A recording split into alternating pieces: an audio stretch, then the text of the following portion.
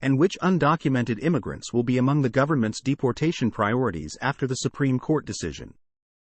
So once again, good morning, afternoon, or evening, ladies and gentlemen. Visit our Swat&Vee channel with your questions to see how best we can help you out your process.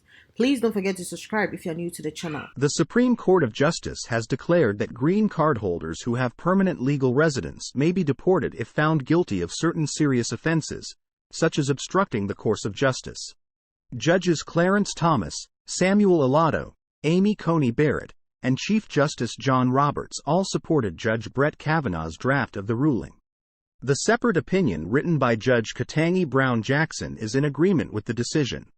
Judge Elena Kagan and Judge Neil Gorsuch both fully agreed with Judge Sonia Sotomayor's dissenting viewpoint, which was supported in part by Judge Sonia Sotomayor.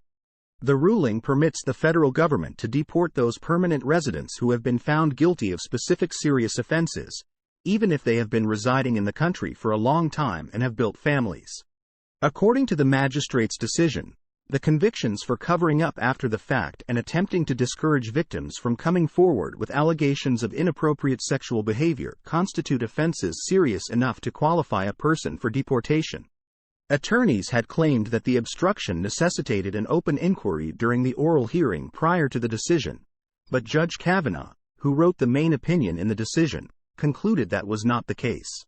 Even when there isn't an active inquiry or legal proceeding, people can obstruct the administration of justice, according to Kavanaugh. For instance, if a witness gives the police information, an assassin may threaten to kill the witness. He argued that just because the government hasn't yet noticed and launched an investigation doesn't make such an act any less obstructive. Cases of Lamb and Pugin, Fernando Cordero Garcia and Jean-François Pugin, both legal permanent residents, LPR, who both received deportation orders and challenged their convictions, had their cases combined, and the penalty was given in response. The Ninth Circuit Court of Appeals determined that the state's imprisonment of Cordero Garcia for discouraging a witness from reporting a crime did not constitute a felony related to obstruction of justice, the highest court of law stated in its ruling on Thursday, because a current inquiry or legal action was not necessary to commit a state offense. In contrast, the Fourth Circuit Court of Appeals determined in the Pugin case that Pugin's state conviction for complicity after the fact constituted an obstruction of justice criminal even though the state offense did not call for the beginning of an inquiry or ongoing proceeding. The magistrates said that federal law mandates that non-citizens convicted of a federal or state felony that qualifies as a serious crime are removed from the United States in the 39-page statement. Additionally, in 1996, Congress amended the definition of a severe crime to include offenses involving the obstruction of justice. What is the subject of the lawful residents who were deported case? The case that resulted in the decision did not involve two cases that were brought together before the Supreme Court.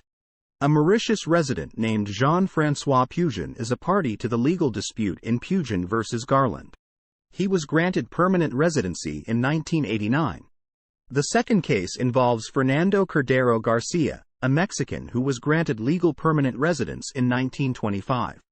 Pugin was found guilty in Virginia in 2024 for helping to commit a crime involving obstructing justice. In California, Cordero Garcia was found guilty in 2009 of a number of offenses, including deterring a witness from filing a police complaint. Both of the non-citizens were targeted for deportation by the Department of Homeland Security on the grounds that they had been convicted of serious offenses. Immigration judges, circuits, and 4 and 9 appeals boards all supported DOS in both instances. After a protracted appeals process, the Supreme Court, which decided the issue, endorsed Pugin's expulsion on Thursday, returned the quotation, and reopened the courtroom. Garcia's case is sent to a district court for examination based on different standards. Federal or state crimes involving the administration of justice are included in the definition of an aggravated felony. We come to the conclusion that even though a crime does not necessitate an ongoing investigation or process sentenced by the magistrate, it can nevertheless be related to obstruction of justice under the Immigration and Nationality Act. Judge Sotomayor dissented from the decision regarding green card holders. When she disagreed with the standard for what constitutes an obstruction of justice, Judge Sotomayor did not concur with the majority of the court.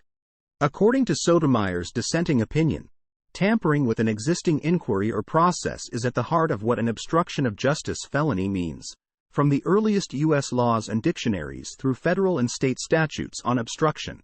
The court ignores this extensive evidence and misinterprets what is meant by obstruction of justice in legal parlance.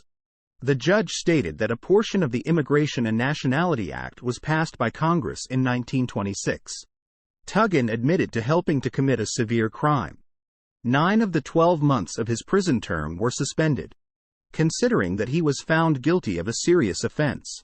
The American government started the deportation procedure against him. The Immigration Appeals Board decided Pugin's conviction was categorized as a crime involving obstruction of justice after hearing the case. Let's now discuss which unauthorized immigrants the government would prioritize deporting in the wake of the Supreme Court ruling.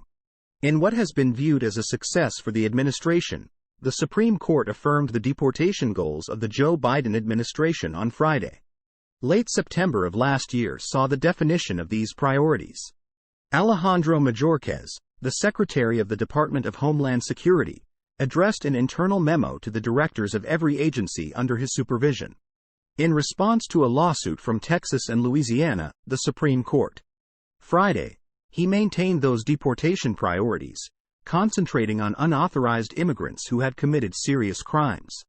The court decided that when it comes to how the federal government handles matters like immigration law, states cannot contest its choices. Can you currently be expelled for lacking documentation? I emphasized that there are other reasons for removal from the nation in the memorandum that the court left in effect. Being an undocumented immigrant should not be the only consideration, because it was decided to detain and expel the person from the country. The document makes it clear. We establish priorities for civil immigration enforcement so that we can use the resources at our disposal to best achieve our goals. Mayorkas stated that we will give top priority to detaining and expelling non-citizens who pose a threat to our borders, public safety, or national security. The letter gave the administration the opportunity to reiterate the deportation priorities it had set in February 21, with a particular emphasis on aliens who commit felonies or significant offenses.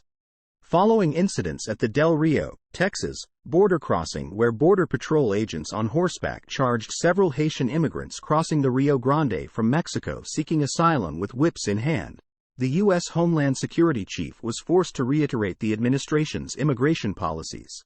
What will the order of deportations be following the court's ruling?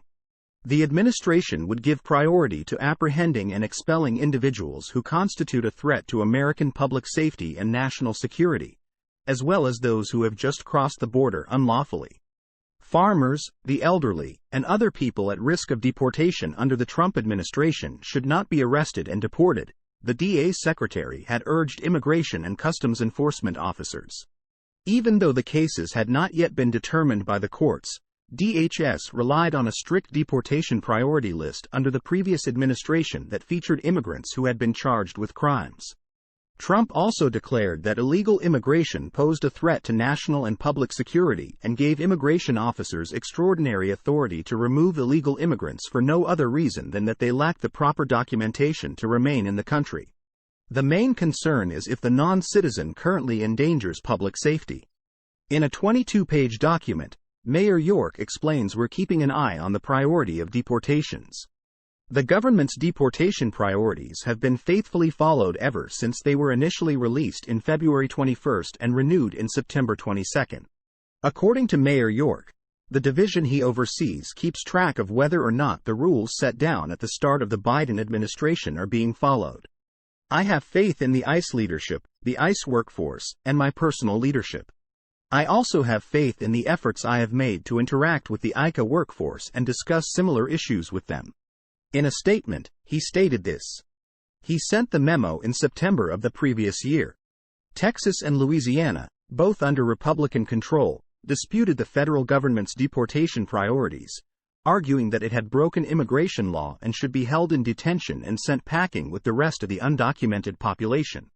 These are the deportation priorities set by the government. DS announced 4 deportation priority categories in January with immediate effect. A national security officer may assume that a non-citizen is a priority for deportation if they have committed or are suspected of committing acts of terrorism or activities related to such acts, or if they have committed or are suspected of committing espionage or activities related to such activities. Or it becomes necessary to apprehend, detain, or take control of him or her in order to safeguard American national security. Priority to border security. If a non-citizen was apprehended at the border or at a port of entry while attempting to enter the country illegally on or after November 1, 22, or if he or she was not physically present in the country prior to that date, a national security agent may assume that person is a priority for deportation. What are the exclusions from deportation? Before carrying out a deportation, agents must determine if the non-citizen now constitutes a threat to the public's safety as well as the scope, seriousness, and currency of the illegal behavior done by the alien. They must also take into account mitigating circumstances such as the person's family situation, medical conditions, community links, proof of rehabilitation, and whether or not there is any prospective immigration support available. Agents must also rely on reliable evidence and collaborate with other federal agencies when drawing judgments regarding a suspect's deliberate involvement in a transnational criminal organization or organized crime gang. Cases involving non-citizens who are elderly or suffer from major physical or mental illnesses should receive extra attention from agents. The DHS claims that there must be a convincing reason for deportation orders. As a result of a Supreme Court decision, immigrants having permanent legal residency, commonly referred to as green card holders, can be deported if found guilty of certain serious offenses, such as obstructing the administration of justice. The court's decision enables the federal government to deport long-term residents who have built up families here. The ruling made it clear that convictions for cover-up after the element aiming to deter victims from reporting improper behavior might be regarded significant offenses for deportation. I hope you guys found this video extremely helpful. If you know anybody that could benefit from this information, definitely make sure to share this video with them. We are all about empowering you with knowledge. So the more people that can benefit from this video, the more people we want watching this video. If you like this video, please make sure to hit that thumbs icon. Thanks for watching. And don't forget to subscribe and hit on the notification bell for more immigration updates. Bye!